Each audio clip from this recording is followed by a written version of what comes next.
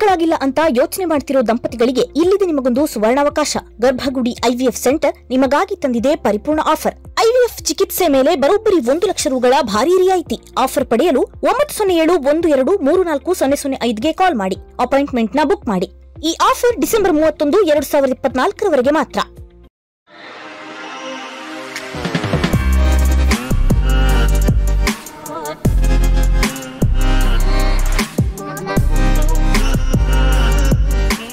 Hi friends, ದಿನದ ಎಲ್ಲ ಪ್ರಮುಖ ಸುದ್ದಿಯನ್ನ ನಿಮಗೆ ತಲುಪಿಸುವ mastmaga.comನ ಫುಲ್ ನ್ಯೂಸ್ಗೆ ಸ್ವಾಗತ. ನಾನು ಅಮರ್ ಪ್ರಸಾದ್.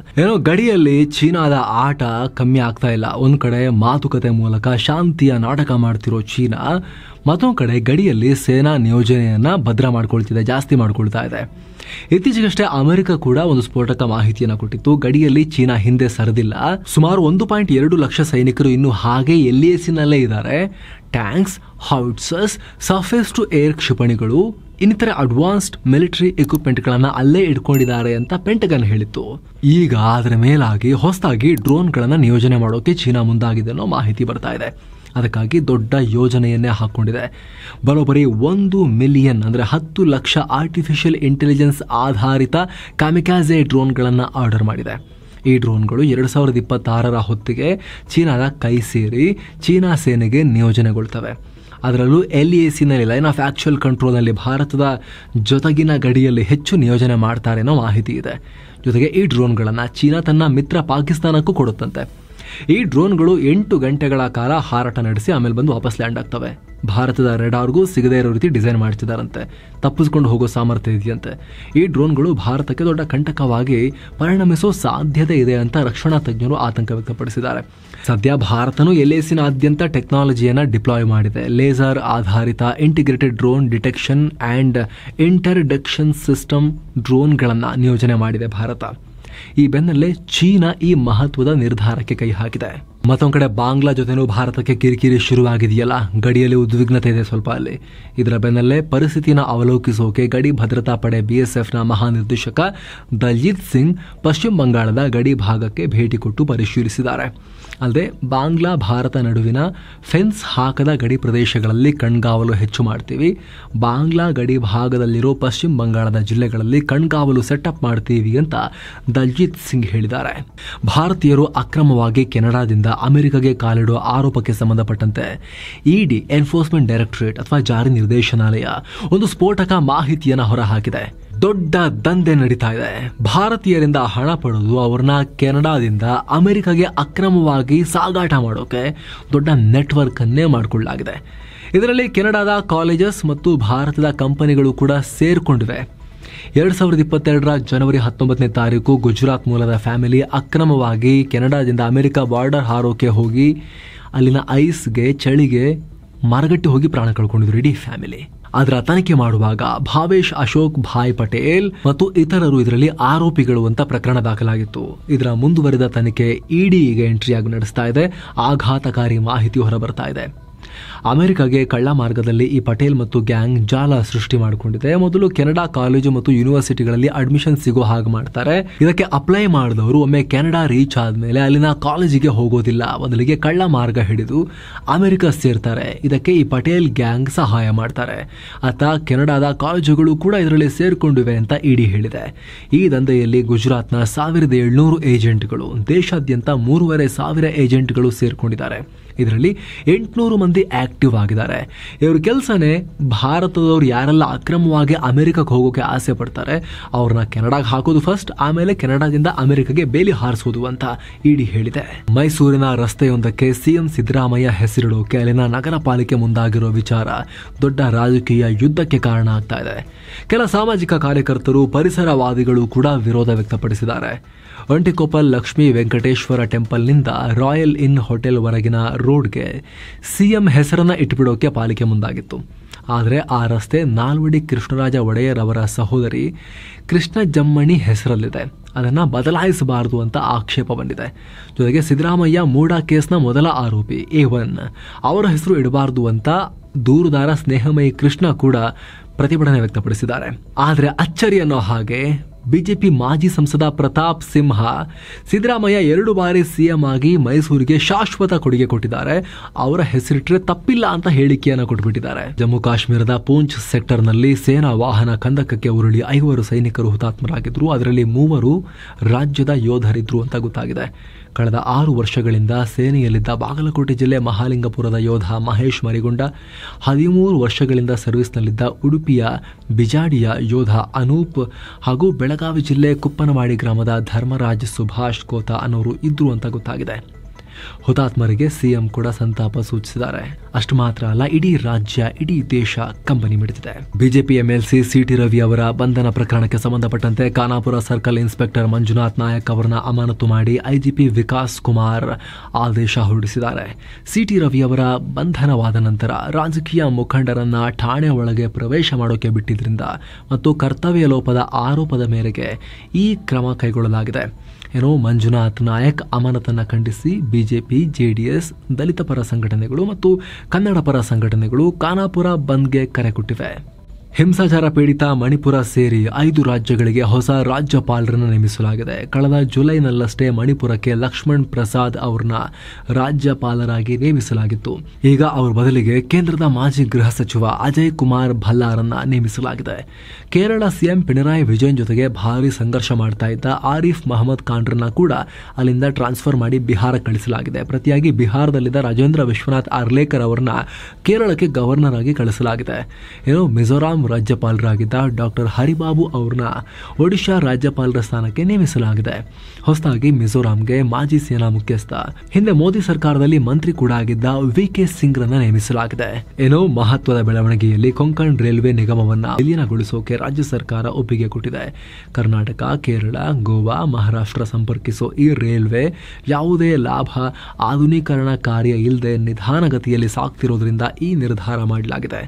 ಇದಕ್ಕೆ ಕೊಂಕಣ್ ರೈಲ್ವೆ ನಿಗಮ ಕೂಡ ರೆಡಿಯಾಗಿದೆ ಅನ್ನೋ ಮಾಹಿತಿ ಸಿಗ್ತಾ ಇದೆ. ಅಂದ ಹಾಗೆ ಲಾಸ್ ನಲ್ಲಿರೋ ಕೊಂಕಣ್ ರೈಲ್ವೆ ಇಂಡಿಪೆಂಡೆಂಟ್ ಆಗಿ ಕೆಲಸ ಮಾಡೋಕೆ ಮುಂದಿನ 15 ವರ್ಷಗಳಿಗೆ 9,000 ಕೋಟಿ ರೂಪಾಯಿ ದುಡ್ಡು ಬೇಕು.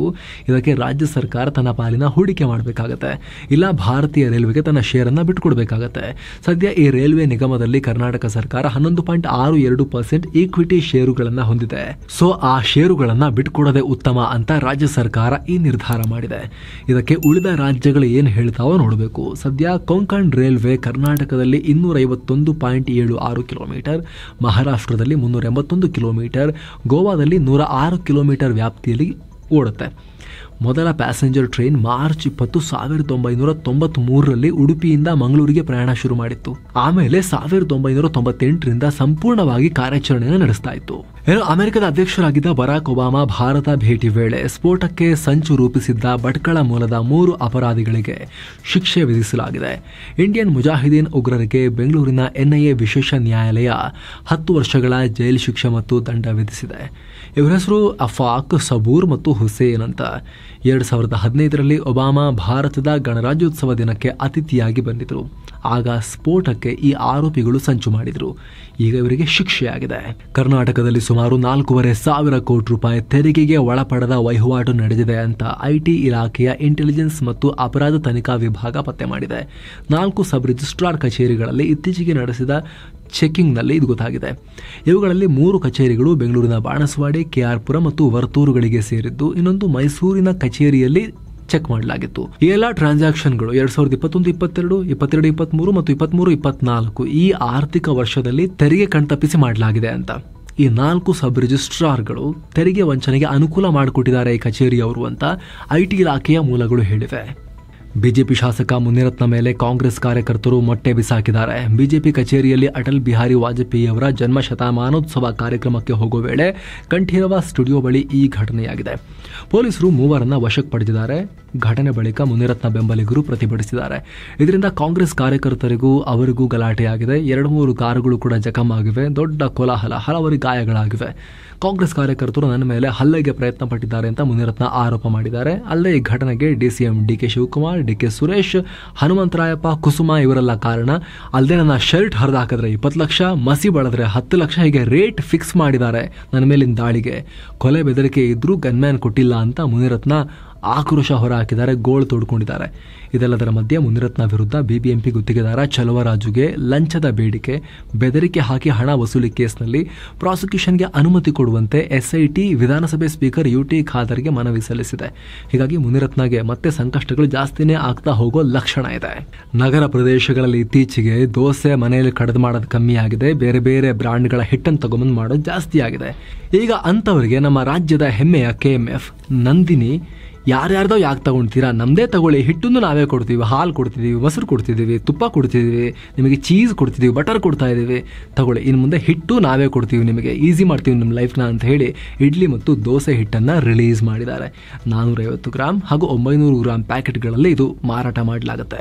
1924ರಲ್ಲಿ ಬೆಳಗಾವಿಯಲ್ಲಿ ನಡೆದ ಅಖಿಲ ಭಾರತ ಕಾಂಗ್ರೆಸ್ ಅಧಿವೇಶನಕ್ಕೆ 100 ವರ್ಷ ತುಂಬಿದ ಹಿನ್ನೆಲೆಯಲ್ಲಿ ಕಾಂಗ್ರೆಸ್ ಡಿಸೆಂಬರ್ 26ರಿಂದ 2 ದಿನ ಗಾಂಧಿ ಭಾರತ ಹೆಸರಿನ ಅದ್ದೂರಿ ಕಾರ್ಯಕ್ರಮ ಇಟ್ಕೊಂಡಿದೆ.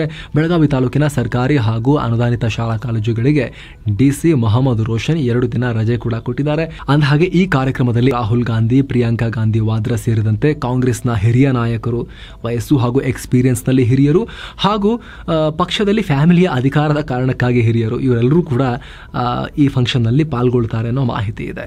ಮಧ್ಯಪ್ರದೇಶದ ಖಜುರಾಹೋದಲ್ಲಿ ಕೆನ್ ಬೆಟ್ವಾ ನದಿಗಳ ಲಿಂಕ್ ಮಾಡೋ ಯೋಜನೆಗೆ PM ನರೇಂದ್ರ ಮೋದಿ ಶಂಕುಸ್ಥಾಪನೆ ಮಾಡಿದ್ದಾರೆ. ಈ ಯೋಜನೆಯಿಂದ ಮಧ್ಯಪ್ರದೇಶದ 10 ಜಿಲ್ಲೆಗಳ 44 ಲಕ್ಷ ಜನರಿಗೆ ಮತ್ತು UPಯ 21 ಲಕ್ಷ ಜನರಿಗೆ ಕುಡಿಯೋ ನೀರಿಗೆ ವ್ಯವಸ್ಥೆಯಾಗುತ್ತೆ. ಒಟ್ಟು 2,000 ಹಳ್ಳಿಗಳ ಸುಮಾರು 7.18 ಲಕ್ಷ ಕೃಷಿ ಕುಟುಂಬಗಳಿಗೆ ಲಾಭ ಆಗುತ್ತೆ. 103 ಮೆಗಾವ್ಯಾಟ್ ಹೈಡ್ರೋ ಪವರ್ ಮತ್ತು 27 ಮೆಗಾವ್ಯಾಟ್ ಸೌರಶಕ್ತಿ ಉತ್ಪಾದಿಸೋಕ್ಕೂ ಸಹಾಯ ಆಗುತ್ತೆ. ಇದಕ್ಕೆ 44,000 ಕೋಟಿ ರೂಪಾಯಿ ಖರ್ಚು ಮಾಡಲಾಗುತ್ತೆ ಅಂತ ಕೇಂದ್ರ ಹೇಳಿದೆ. ಈ ಹಿಂದೆ ವಾಜಪೇಯಿ ಸರ್ಕಾರದನ್ನ ಪ್ರಸ್ತಾಪ ಮಾಡಿತ್ತು. ಇದಕ್ಕೀಗ ಮೋದಿ ಶಂಕುಸ್ಥಾಪನೆ ಮಾಡಿದ್ದಾರೆ. ಇದೇ ವೇಳೆ ಮೋದಿ ವಾಜಪೇಯಿ ಅವರ ಜನ್ಮ ಶತಮಾನೋತ್ಸವ ಸ್ಮರಣಾರ್ಥ ನಾಣ್ಯಗಳು ಮತ್ತು ಅಂಚೆ ಚೀಟಿಯನ್ನು ಬಿಡುಗಡೆ ಮಾಡಿದ್ದಾರೆ. ಸೇಮ್ ಟೈಮ್ ಕಾಂಗ್ರೆಸ್ ಮತ್ತು ಅವರ ಈ ಹಿಂದಿನ ಸರ್ಕಾರಗಳ ವಿರುದ್ಧ ಟೀಕಾ ಪ್ರಹಾರ ಮಾಡಿದ್ದಾರೆ. ರಾಷ್ಟ್ರೀಯ ಮಹತ್ವದ ಇಂಥ ಎಲ್ಲ ಯೋಜನೆಗಳನ್ನು 25-30 ವರ್ಷ ಡಿಲೇ ಮಾಡಿ ಹಾಕಿದ್ದೀರ ನೀವು ಅಂತ ಟೀಕಾ ಪ್ರಹಾರ ಮಾಡಿದ್ದಾರೆ. ಮೇಜರ್ ಧ್ಯಾನ್ ಚಂದ್ ಖೇಲ್ ರತ್ನ ಪ್ರಶಸ್ತಿ ಶಿಫಾರಸು ಪಟ್ಟಿಯಲ್ಲಿ ತಮ್ಮ ಹೆಸರು ಇಲ್ಲದೆ ಇರೋದಕ್ಕೆ ಒಲಿಂಪಿಕ್ ಪದಕ ವಿಜೇತೆ ಭಾರತದ ಶೂಟಿಂಗ್ ಪಟು ಮನು ಭಾಕರ್ ಅಸಮಾಧಾನ ವ್ಯಕ್ತಪಡಿಸಿದರು. ನಾನು ಒಲಿಂಪಿಕ್ಸ್ಗೆ ಹೋಗಿ ದೇಶಕ್ಕೋಸ್ಕರ ಪದಕಗಳನ್ನು ಗೆಲ್ಲಬಾರದಾಗಿತ್ತು ಅಂತ ಹೇಳಿಕೊಂಡ್ರು. 2024ರ ಪ್ಯಾರಿಸ್ ಒಲಿಂಪಿಕ್ಸ್ ಶೂಟಿಂಗ್ನಲ್ಲಿ ಮನು ಭಾಕರ್ 2 ಕಂಚಿನ ಪದಕ ಪಡೆದಿದ್ರು. ಈ ಮೂಲಕ ಸ್ವಾತಂತ್ರ್ಯ ಸಿಕ್ಕ ನಂತರ ಒಲಿಂಪಿಕ್ಸ್ನಲ್ಲಿ 1ಕ್ಕಿಂತ ಹೆಚ್ಚು ಪದಕ ಪಡೆದ ಭಾರತೀಯ ಕ್ರೀಡಾಪಟು ಅನ್ನೋ ಹೆಗ್ಗಳಿಕೆಗೆ ಪಾತ್ರರಾದರು. ಇದೀಗ major Dhyan Chand Khel Ratna short list ನಲ್ಲಿ ಹೆಸರಿಲ್ಲ ಅಂತ ಇವರು ಬೇಸರ ವ್ಯಕ್ತಪಡಿಸಿದ್ರು. ಇದರ ಬೆನ್ನಲ್ಲೇ ಇವರು ಈ ರೀತಿ ಬೇಸರ ವ್ಯಕ್ತಪಡಿಸಿದ ಬೆನ್ನಲ್ಲೇ ಈ ಲಿಸ್ಟ್ ಫೈನಲ್ ಅಲ್ಲ, ಇವರ ಹೆಸರು ಇನ್ನೂ ಸೇರ್ಪಡೆಯಾಗೋ ಸಾಧ್ಯತೆ ಇದೆ ಅಂತ ಸ್ಪೋರ್ಟ್ಸ್ ಮಿನಿಸ್ಟ್ರಿಯ ಮೂಲಗಳಿಂದ ಈಗ ರಿಪೋರ್ಟ್ ಆಗ್ತಾ ಇದೆ. ಆ ರೀತಿ ಮಾಹಿತಿ ಬರ್ತಾ ಇದೆ. ಮನ್ಸುಖ್ ಮಾಂಡವ್ಯ ಅತಿ ಶೀಘ್ರದಲ್ಲಿ ಸಚಿವರು ಇದ್ರ ಬಗ್ಗೆ ಫೈನಲ್ ಡಿಸಿಷನ್ ಮಾಡ್ತಾರೆ ಅಂತ ಹೇಳಲಾಗ್ತಾ ಇದೆ. ಅಫ್ಘಾನಿಸ್ತಾನದ ಜಲಾಲಾಬಾದ್ನಲ್ಲಿ ಭಾರತೀಯ ರಾಯಭಾರ ಕಚೇರಿಗೆ ಸೇರಿದ ವಾಹನದ ಮೇಲೆ ದಾಳಿಯಾಗಿದೆ. ಪರಿಣಾಮದಲ್ಲಿದ್ದ ಸಿಬ್ಬಂದಿ ಗಾಯಗೊಂಡಿದ್ದಾರೆ. ಇವರೆಲ್ಲ ಅಫ್ಘಾನಿಸ್ತಾನದ ನಾಗರಿಕರು ಅಂತ ಗೊತ್ತಾಗಿದೆ. ದಾಳಿ ಮಾಡಿದ್ದು ಯಾರನ್ನೋ ಬಗ್ಗೆ ಕನ್ಫರ್ಮೇಷನ್ ಇಲ್ಲ. ಅಪರಿಚಿತರು ವಾಹನದಿಂದ ಡಿಕ್ಕಿ ಹೊಡೆದು ದಾಳಿ ಮಾಡಿದ್ದಾರೆ. ಸದ್ಯ ಈ ಕಚೇರಿಯಲ್ಲಿ ಭಾರತ ಕೆಲಸ ಮಾಡ್ತಿರ್ಲಿಲ್ಲ. ಯಾಕಂದರೆ ತಾಲಿಬಾನಿಗಳು ಅಧಿಕಾರಕ್ಕೆ ಬಂದಾಗ ಭಾರತ ಸೆಕ್ಯೂರಿಟಿ ರೀಸನ್ಸ್ ಇಂದಾಗಿ ಕಾಬೂಲ್ ಒಂದನ್ನು ಬಿಟ್ಟು ಉಳಿದೆಲ್ಲ ರಾಯಭಾರ ಕೇಂದ್ರಗಳನ್ನು, ಪ್ರಾದೇಶಿಕ ಕೇಂದ್ರಗಳನ್ನು ಕ್ಲೋಸ್ ಮಾಡಿತ್ತು. ಅಂಥವುಗಳಲ್ಲಿ ಜಲಾಲಾಬಾದ್ ಕಚೇರಿ ಕೂಡ ಒಂದು. ಆದರೆ ಅಫ್ಘಾನ್ ಸಿಬ್ಬಂದಿಯನ್ನು ಅಲ್ಲಿಟ್ಟು ಭಾರತ ಆಪರೇಟ್ ಮಾಡ್ತಿತ್ತು. ಈಗ ಅವ್ರು ಹೋಗ್ತಿದ್ದಾಗಲೇ ಅದರ ಮೇಲೆ ದಾಳಿ ಮಾಡಲಾಗಿದೆ.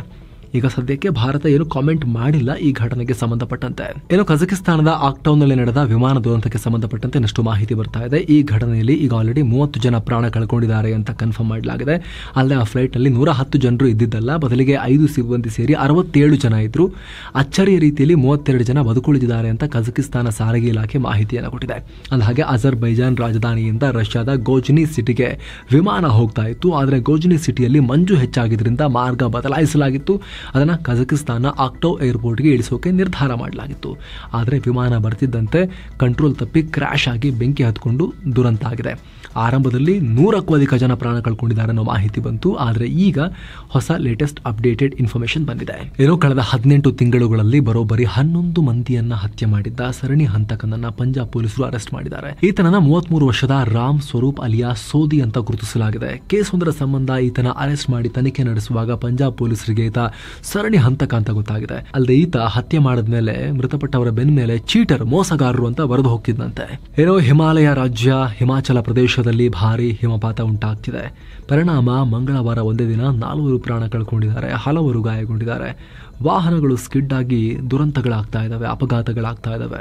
ಏನೋ ಪುಷ್ಪ 2 ಪ್ರೀಮಿಯರ್ ಶೋ ವೇಳೆ ಕಾಲ್ತುಳಿತಕ್ಕೆ ಮೃತಪಟ್ಟ ರೇವತಿ ಕುಟುಂಬಕ್ಕೆ 2 ಕೋಟಿ ರೂಪಾಯಿ ಪರಿಹಾರ ಕೊಡೋದಾಗಿ ಸಿನಿಮಾ ಟೀಮ್ ಹೇಳಿದೆ. 1 ಕೋಟಿ ಅಲ್ಲು ಅರ್ಜುನ್ ಮತ್ತು ತಲಾ 50 ಲಕ್ಷ ರೂಪಾಯಿ ನಿರ್ಮಾಪಕರು ಮತ್ತು ಡೈರೆಕ್ಟರ್ ಕೊಡ್ತಾರೆ ಅಂತ ಹೇಳಲಾಗಿದೆ. ಆರಂಭದಲ್ಲಿ 4 ಲಕ್ಷ ಕೊಡ್ತೀನಿ, 5 ಲಕ್ಷ ಕೊಡ್ತೀನಿ ಅಂತ ಹೇಳಿ ಮುಂದೆ ಬಂದಿದ್ರು ಇವರು ಸೋ ಕಾಲ್ಡ್ ದೊಡ್ಡ ವ್ಯಕ್ತಿಗಳು. ಈಗ ಗಲಾಟೆ ಆದಮೇಲೆ ಈಗ ಸ್ವಲ್ಪ ಹೃದಯವನ್ನು ಓಪನ್ ಮಾಡಿ ದೊಡ್ಡ ಪರಿಹಾರ ಕೊಡಕ್ಕೆ ಮುಂದಾಗಿದ್ದಾರೆ. ಹಾಗಂತ ಆಗೋ ಅಪಘಾತಗಳಿಗೆಲ್ಲ ಇವರು ಹೊಣೆ ಅಂತಲ್ಲ. ಆದರೆ ಒಬ್ಬ ಇಷ್ಟೊಂದು ಜನ ಬೆಂಬಲ ಅಥವಾ ಫ್ಯಾನ್ಸ್ ಇರುವಂಥ ಒಬ್ಬ ನಟ ಒಂದು ಥಿಯೇಟ್ರಿಗೆ ಬರೋ ಟೈಮ್ನಲ್ಲಿ ಪೊಲೀಸರಿಗೆ ಮಾಹಿತಿ ಕೊಡದೆ, ತಯಾರಿ ಮಾಡಿಕೊಳ್ಳದೆ, ಬೇಕಾಬಿಟ್ಟು ಹೋಗಿ ಅನಾಹುತ ಆಗಿರೋ ಟೈಮ್ನಲ್ಲಿ ನೇರವಾಗಿ ಅವರೇ ಕಾರಣ ಅಲ್ಲದೆ ಹೋದರೂ ಕೂಡ ಅಲ್ಲಿ ಒಂದು ಅದನ್ನು ಹ್ಯಾಂಡಲ್ ಮಾಡೋ ರೀತಿ, ಅಲ್ಲಿ ವರ್ತಿಸೋ ರೀತಿ, ಅದನ್ನು ಹೇಗೆ ನೀವು ಆ ವಿಚಾರವನ್ನು ಸೂಕ್ಷ್ಮವಾಗಿ ನಿಭಾಯಿಸ್ತೀರಿ ಅನ್ನೋದು ಕೂಡ ಮುಖ್ಯ ಆಗುತ್ತೆ.